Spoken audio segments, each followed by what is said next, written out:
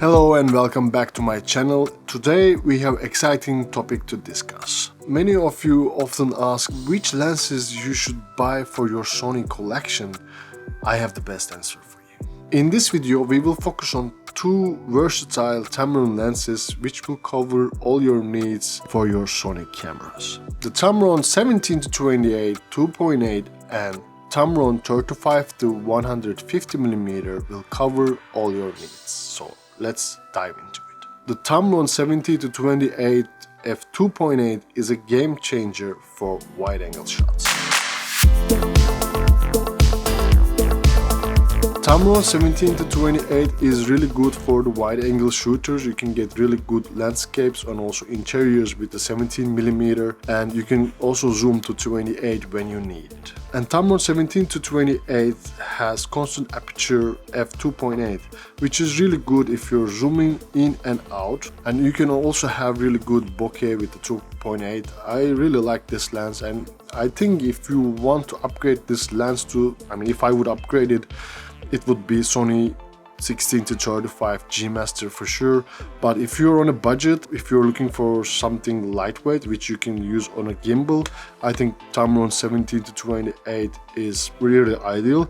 And when you're zooming in and out, it doesn't extend, which is also ideal for the gimbal work. You can also use the Tamron 17-28 on an APS-C camera, and I get more range with this lens if I use it on the APS-C camera. Also with the Sony a7 IV, you can go to Super 35 mode and you can combine it with the APS-C camera. You get really good options and versatility with this lens.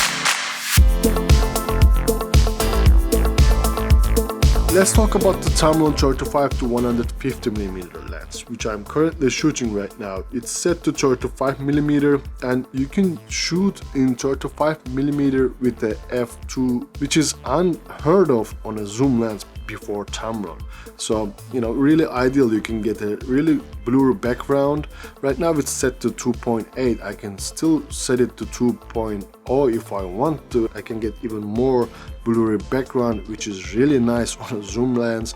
And you can zoom in for 150mm on a full frame, which is again crazy. You can still shoot f2.8 35mm, and if you zoom in for 150mm, you will still have fixed aperture. You have still versatility to use f2.0 if you want to use it on 35mm, which makes this lens even more versatile. And you can switch to the Super 35 mode, for example on Sony a7 IV.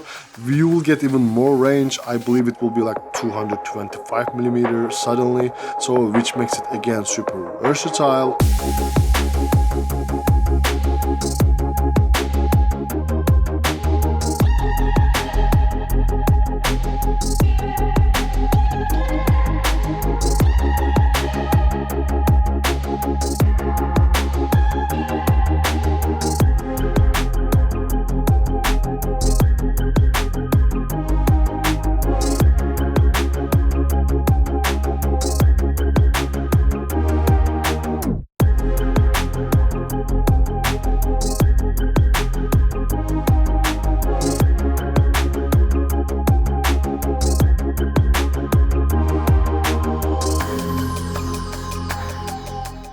So if you combine the Tamron 35-150mm to Tamron 17-28mm, you can shoot super wide 17mm till 28, and then you can switch lens to Tamron 35-150mm. Suddenly you're on 35mm and you can zoom all the way to 150mm. Again, just click one button and Super 35 mode, boom, you have 225mm of range, which is super cool. Just two lenses, you don't need to carry so many lenses with you, just two lenses and you have really good coverage.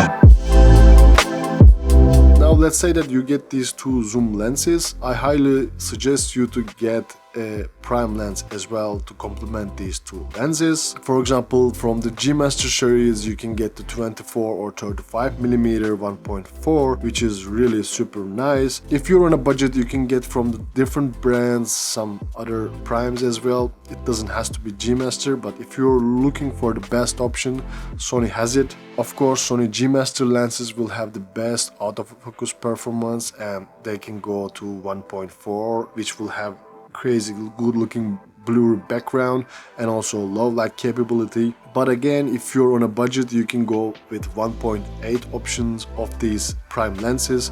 Also, if you look at the other brands as well, for example Samyang or Viltrox, they have also budget options for these prime lenses. So there you have it, Tamron 17-28 and Tamron 35-150mm is good combination of lenses for your Sony cameras for videography and photography as well. And as I was mentioning, I suggest you to get a prime lens to complement these lenses, 24mm and 35mm, depending on your budget. It doesn't need to be G Master, but it would be nice to have a prime lens in your collection as well. I would like to really hear what kind of lenses you use in which scenarios. Please drop a comment down below. If you find this video helpful, please crush the like button, it helps the channel a lot, and don't forget to subscribe for the upcoming videos, and I will see you guys in the next one.